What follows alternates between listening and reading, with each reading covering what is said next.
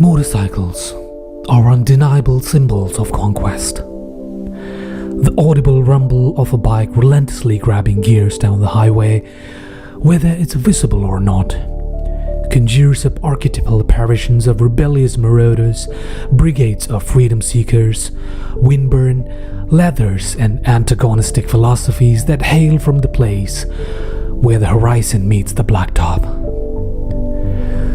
The motorcycle, as is known today, has captivated the globe for over a century as an unorthodox and daring statement of character, transportation, and attitude. Motorcycles have directed and helped to shape the personal mantras of many world leaders, revolutionaries, war heroes, and pop culture icons, laying the groundwork for alternative perceptions and roads less taken. To say the motorcycle is a simple mode of transportation isn't just foolish, it's flat out incorrect. Thanks to motorcycles, human beings have developed personal relationships with sculptures of metal, giving machines human characteristics, personalities, and cultures of their own. Motorcycles, at least our perceptions of them, have become human, full of emotion, flaws, and spirit. The first widely accepted motorcycle, powered by a gasoline engine, was born in 1886, thanks to German engineers Gottlieb Daimler and William Maybach. These are the sparks behind present-day automobile superpower Daimler AG, the parent company of Mercedes-Benz and Maybach. This marks the spot in history that the gas-powered engine and the motorcycle collided, generally attributing the Daimler Riadwagen as the first true motorcycle. Daimler used the first ever developed four-stroke internal combustion engine released in 1876 to power his new motorcycle. The engine was developed by engineer Nicholas Otto, a former employee who named it the Otto cycle engine. This early iteration of the modern motorcycle included a primitive but first ever two-speed transmission and the inclusion of the newly invented inflatable tires to help absorb the pain of bumpy roads. While most bike designs were isolated to France and Germany at the time, the Brits and Americans were quick to catch up as the 20th century rolled on. Motorcycle manufacturers began popping up on both sides of the pond. The single-cylinder, single-speed transmission model was most prevalent, but the evolution of the motorcycle wasn't slowed by the inabilities of the creators. Many groups began experimenting with advanced engineering designs like overhead cams, additional gears, and clutches. These advanced models were only slowed by the economic hardships of the times, insufficient materials, and high cost of production as the major setback of this time period. Nevertheless, riders began using motorcycles for far more than just transportation. This is where racing, recreation, and sport began to take off. The competitiveness and fun of 20th century bikes bred the perfect environment for faster, more powerful bikes that were more comfortable and versatile than their predecessors. Sales and popularity took off in the 1910s and 20s. Notable big-name brands like the British Triumph, Royal Enfield, Italian Motor Guzzi, German BMW, and the quintessential American motorcycle rivalry between Harley-Davidson and Indian motorcycles started to blossom. This era and these bikes ushered in a sense of style and character that epitomized the spirit of motorcycle through time.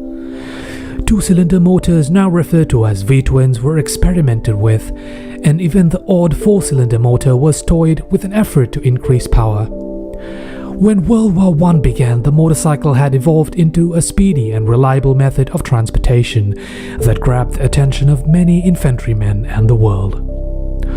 Following this boom of popularity, the Great Depression of the 1930s saw many bike manufacturers go belly up. The American industry rode its alluring reputation into the 1950s by the skin of its teeth, while the European bikes remained the center of the transportation game. This would end very soon as the car was gaining more traction with growing families and suburban lifestyles post-war. What the motorcycle needed was an image upgrade. The 1950s, 60s and 70s were the textbook era of revival, creativity, attitude and revolution. The world would soon be thrust into a time of reimagination, new ideas and perspectives that had been brewing and festering for the last 2 decades would finally see the light of day in the 50s and 60s. And the motorcycle had its own profound effects on the people and attitudes that would soon reshape the globe. Motorcycle culture would begin to take root in societies around the world, varying region by region, but all sharing a commonality in counterculture, rebellion, and style.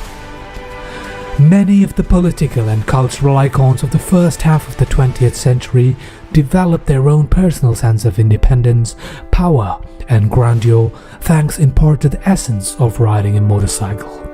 The British love affair with the motorcycle soon gave way to a cultural phenomenon that's since spread across the globe, epitomizing the coming-of-age attitude of legions of young riders. The Ace Cafe has been a stronghold of motorcycle history, culture, and lore for generations. Originally built as a truck stop in the late 30s, the Ace was destroyed by a German air raid in 1940 and rebuilt in 1949, where the infamous Ton-Up Boys rocker subculture of North London took refuge under its roof. Rock and roll, racing, leather jackets, and the booming British motorcycle industry gave rise to a unique style of bike, the cafe racer, of which cafe patrons would challenge each other to races round the block. A jukebox rock song would be played, and a racer would have to successfully depart and arrive back to the table before the song would end. The cafe-style bike helped the British scene develop a sense of identity that rivaled the American outlaw brand of riding, uniting bikers in the counterculture. In 1953, the Cuban Revolution begins, a revolt against foreign oppression of Cuban soil by the Castro brothers and an Argentine doctor named Ernesto Che Guevara. Che Guevara's left-wing socio-political Marxist ideologies were first shaped by a South American motorcycle trip aboard a single-cylinder 1939 Norton 500cc motorcycle affectionately named La Poderosa, the Mighty One, that took him from his home in Buenos Aires to Chile, Peru, Ecuador, Colombia, Venezuela, and Panama.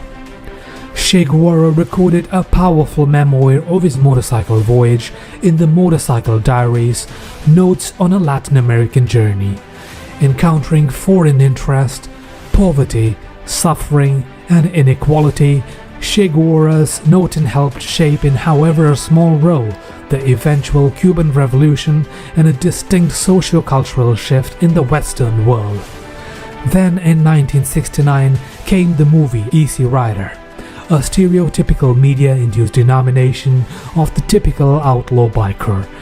Motorcycles and their riders were thereafter cemented as road-thrashing freedom seekers, synonymous with the open road. By the 1960s, the Japanese had built and mastered the engineering of superb motorcycles. Japanese bikes including Honda, Kawasaki, Suzuki, and Yamaha experienced very slow sales upon their release in the West, but soon caught the Americans and Europeans off guard with their superior, sophisticated bikes.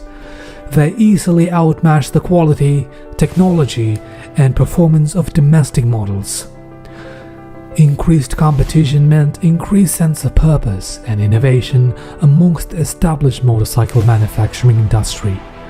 Racing and competition again became a focal point of motorcycle riding, with horsepower, torque, and speed at the forefront of importance. Along with power came vastly refined suspension, handling, and braking. By the 1970s, Honda introduced its revolutionary transverse 4-cylinder, 4-stroke engines, which changed the landscapes of motorcycle again forever.